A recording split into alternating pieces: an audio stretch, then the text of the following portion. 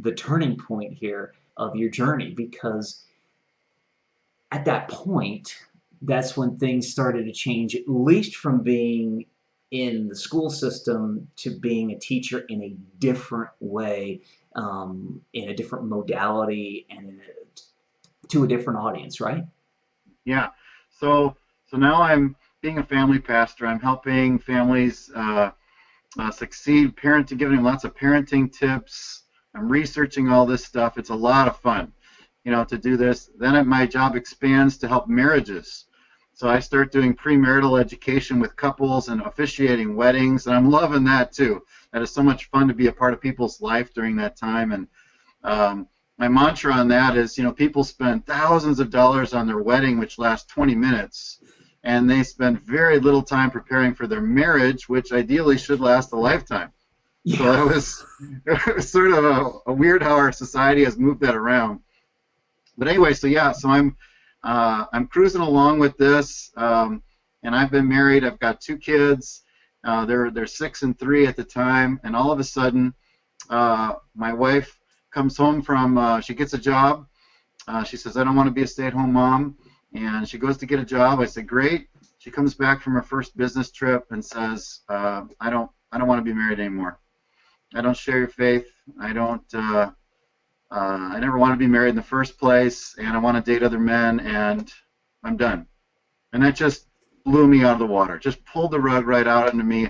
I'm a family pastor. I'm officiating weddings, the biggest church in town, and now what? Blew me Yeah. away. Yeah, I'm quite sure, I'm quite sure it did. And it's always so. I went through my own divorce, so I know from at least a small standpoint how shocking those words can be to you. From a standpoint of the fact that you were a family pastor and you were teaching families, adults and kids, and teaching them how to stay together, what was your, I'll say, gut reaction when you first heard that? Was there any self-doubt there? Was there, what thoughts did you go through right at that point? Well, it felt like, well, there was shock. Whenever you get bad news, you start with the shock thing and denial, like, this can't really be happening. And in fact, I even kept it a secret from the church for a month and a half, until my body was starting to go into like panic attacks, and I couldn't live authentically keeping that a secret. But I couldn't believe that the word separation and divorce were being associated with me.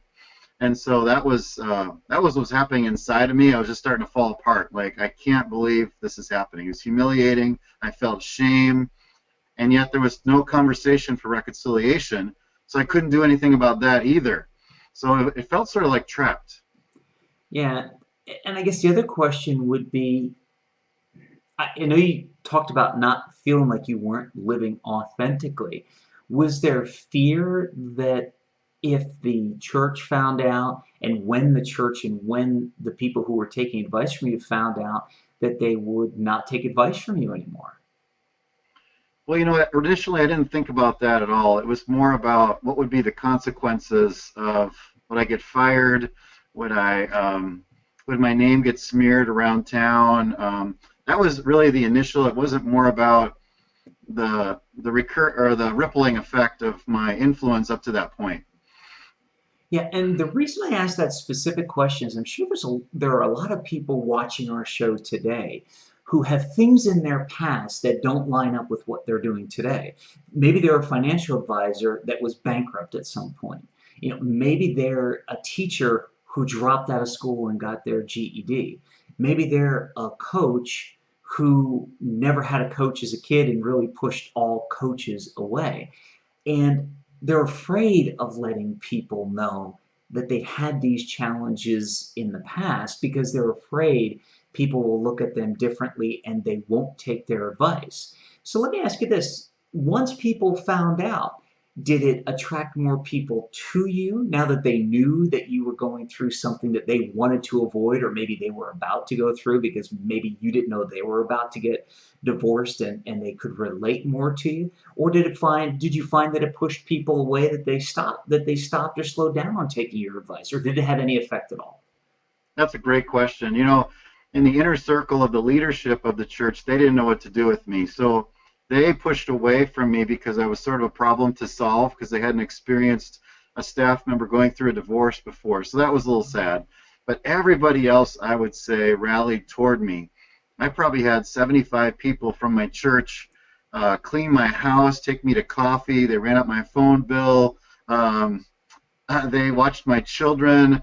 They made meals for me. I mean, it was just like doing what other believers are supposed to do in those situations. They really came through.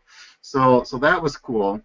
And a really neat outcome of this, and maybe I'm jumping ahead, but I now teach the divorce parenting class for the state for other parents who are going through divorce.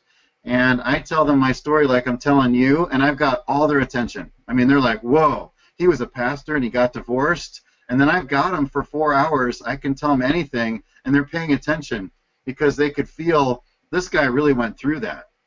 Yeah, and that becomes the key. So many times people, coaches and speakers, I know it was the same way for me when I first got on stage. I was afraid to show my vulnerability. I was afraid to talk about stuff that had happened to me in the past because I was afraid that it wasn't going to be, it would make people look at me differently. And they'd push back and say, nah, I don't want to take advice from this guy who, doesn't seem to have it all together. And what people don't realize is, as you had said, people connect with you more and you can actually get the message out better if you're real, if you're true and authentic, and if in the right way you tell your story and you talk about your story. I mean, when I say right way, there's a famous talk I did kind of shortly after the divorce thing, and a couple people came up to me and said, "Wow, you sound really vindictive." And I went, "I didn't mean to." And it wasn't, what I was saying was really vindictive, but I got a little excited. So it's all about delivery, and it's all about using your past to help people in the future. So during your turning point, we're going to wrap up the turning point here in a second and move on to the aftermath.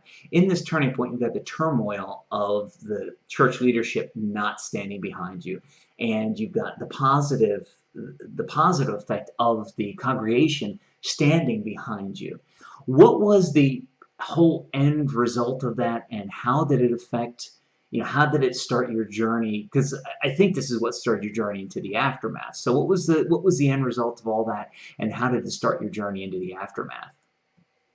On the employment side, I was I was sort of like stripped of anything to do with family. Like I was on the radio, I was writing an article in the newspaper, I was the president of the National Association of Family Ministry, and I was told to get out of all of those things, and just heal. And there's probably some wisdom in that, to heal and don't tout yourself as the expert when you're in the middle of your darkest moment. So I got that, but I felt like I was being punished for everything. Like she left, and I was taking the brunt of all of it. So I had to come to a sort of acceptance about that. So in that horrible, dark time, I really just dove into pursuing my personal healing. And I pursued 11 things. It ended up being 11. It wasn't a magic 11, but 11 things that I teach now of how to recover. Things like journaling. I thought, oh, guys don't journal. That's something girls do. But I really got into journaling my feelings to get it out, a place to protest. I got good counseling, to get me through this. Of somebody who didn't know me in town, really helped me through it. I got more male friendships. I got 3 hobbies that I never had. I didn't even know I liked golfing, hiking, and biking. Are now my 3 hobbies. But I wasn't living that out before while I was married. So I did 11 things, and I just focused that whole year on recovery. And I'm a goals guy, and my one goal was recover and get my kids through this dark time. So that was my transition time to launch out of that divorce. Epic. So one last question before we go into the aftermath. Did you end up, I'll say, gracefully exiting or leaving that position, or was it a mutual decision, or did something else happen to get you to move on from the church into starting your own business? Well, they were gracious with me and let me stay on in a different position, but I wasn't being tapped there in my 3 gifts: leadership, administration, and teaching. I was sort of in the back in a back office, so to speak, but I was starting to coach small group leaders. Our church has small groups, and it's where people do Bible studies and they grow, and so I was starting to coach the leaders, which got me really excited about coaching. So there was a little seed of something there for the future. And I left very graciously. Another job opened up across town. My now wife, I was dating her then, and she said, "You got to come to my church because there's a position for an executive pastor," which is sort of like being a principal but at a church. It's Hey, budgets and buildings and staff. And so that worked out actually marvelously. Ended up making more money than I did at the last place. And all my gifts were then in play again, all my talents. And along that journey as well, some of the local therapists in town are my friends, and they said, "You should be a life coach." And I went, "What's that?" I had no idea what that was, heard about it, did some research on it, met a life coach in town. He gave me more of a scoop on it, and I went, "This is exactly what I need to be doing." I naturally help people get to their goals and their dreams, whether they're friends or family or strangers. And so that planted a seed during that dark season to what I'm doing now. oh, that is epic. And that leads us right into the aftermath. To watch the rest of this epic episode now, click on the link below the video. Do it now, you'll be glad you did. Are you still here? What are you waiting for? Watch the rest of this epic episode now by clicking on the link below the video.